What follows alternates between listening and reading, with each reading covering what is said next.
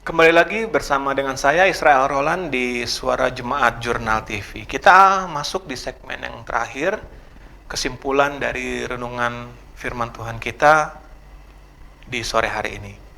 Kesimpulan yang kita ambil, mari kita baca di Lukas pasal yang ke-12, mulai ayat yang ke-16. Saya akan bacakan untuk kita semua. Lukas pasal yang ke-12 mulai dari ayat yang ke-16. Kemudian Tuhan Yesus mengatakan kepada mereka suatu perumpamaan, katanya, ada seorang kaya, tanahnya berlimpah-limpah hasilnya. Orang kaya tersebut bertanya dalam hatinya, apakah yang harus aku perbuat? Sebab aku tidak mempunyai tempat di mana aku dapat menyimpan hasil tanahku. Saking kayanya, saudara. Tempatnya nggak cukup untuk menyimpan hartanya. Wow, luar biasa nih orang kayanya ya. Ayat 18, lalu kata orang kaya ini, inilah yang aku akan perbuat. Aku akan merombak lumbung-lumbungku, dan aku akan mendirikan yang lebih besar. Dan aku akan menyimpan di dalamnya segala gandum dan barang-barangku. Sesudah itu aku akan berkata kepada jiwaku, jiwaku, ada padamu banyak barang, tertimbun untuk bertahun-tahun lamanya. Beristirahatlah. Rest, ya, itu kata-katanya. Makanlah, minumlah, dan bersenang-senanglah. Ayat 20. Tetapi firman Allah kepadanya, hai engkau orang bodoh, pada malam ini juga jiwamu akan diambil daripadamu, dan apa yang telah kau sediakan, untuk siapakah itu nanti? Demikianlah jadinya dengan orang yang mengumpulkan harta bagi dirinya sendiri, jikalau ia tidak kaya di hadapan Allah. Saudara, ini sebagai kesimpulan. Ini kan yang dilakukan orang-orang ya kan, untuk mencari ketenangan. Mereka mencari sebanyak-banyaknya harta, barang, apa gitu. Karena menurut mereka, semakin banyak barang, semakin banyak uang, itu menjamin ketenangan. Itu persis seperti yang dilakukan oleh perumpamaan ini. Dia berkata seperti ini, hai jiwaku, katanya, ada padamu banyak barang, tertimbun untuk bertahun-tahun lamanya. Beristirahatlah, jadilah tenang, katanya gitu. Tapi apa kata Tuhan? Hai kamu orang bodoh, malam ini juga kamu akan mati. Semua susah payah merombak lumbung, ya kan?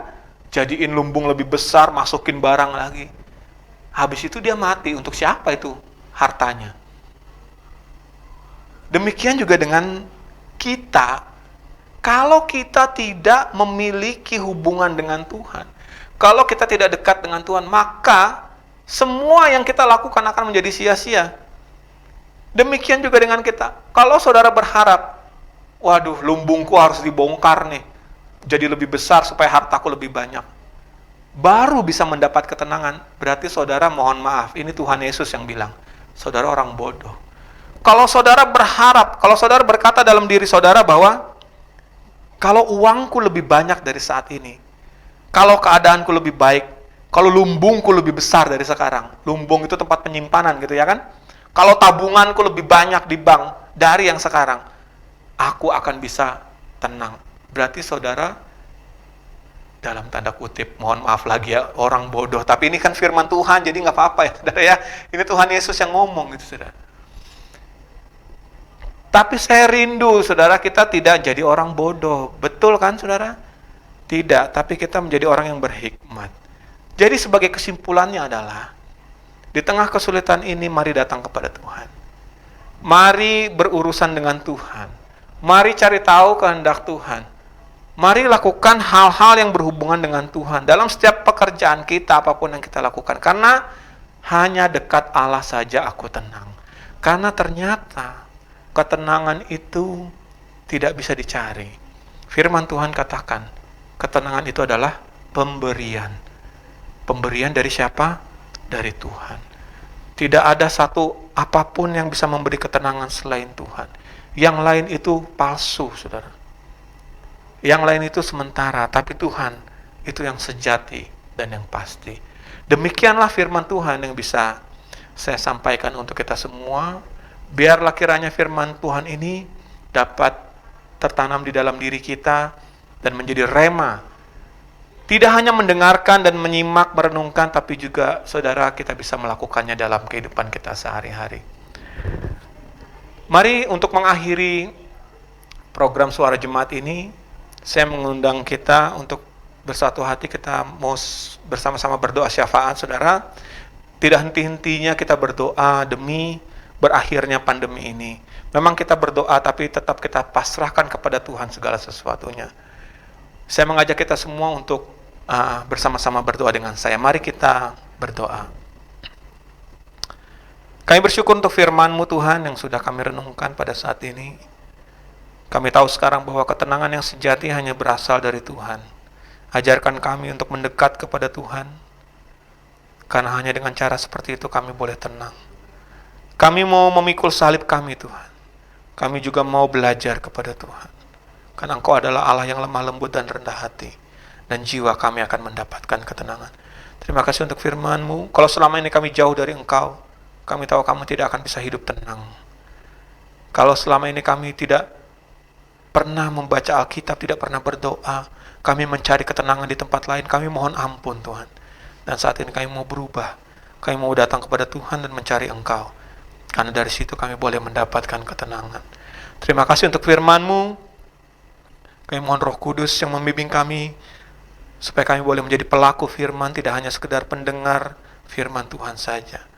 Karena kami tidak sanggup dengan kekuatan kami sendiri ya Tuhan, tapi kami mohon kuasa Roh Kudus yang memampukan kami. Saat ini kami bersatu hati Tuhan.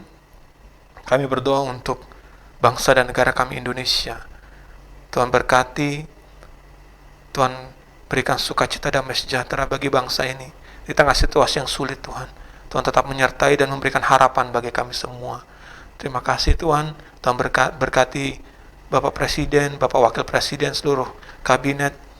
Tuhan berkati semua pimpinan kami di Indonesia ini Tuhan. Karena pimpinan yang kami yang sekarang adalah pilihan dari Tuhan, dan kami akan percaya semua ada di dalam tangan Tuhan. Juga untuk Kalimantan Tengah kami berdoa, Tuhan berikan kemakmuran, kesejahteraan, kedamaian. Berkati Bapak Gubernur beserta seluruh jajarannya Tuhan, Bapak Wakil Gubernur, para kepala dinas semuanya, juga wali kota Palangkaraya, seluruh bupati di kabupaten-kabupaten, Tuhan berkati semua dalam nama Tuhan Yesus. Kami berdoa Kalimantan Tengah dan Palangkaraya ini dalam tangan Tuhan. Tuhan yang melindungi dan memberkati, memberikan kekuatan kepada kami semua. Terima kasih Tuhan. Kami berdoa juga bersatu untuk seluruh gereja-gereja Tuhan yang ada di dunia ini, yang ada di Indonesia, yang ada di Kalimantan Tengah, di Palangkaraya. Di tengah situasi sulit kami tidak bisa beribadah di gedung gereja, tapi kami yakin dan percaya kami tetap bisa beribadah dimanapun kami berada.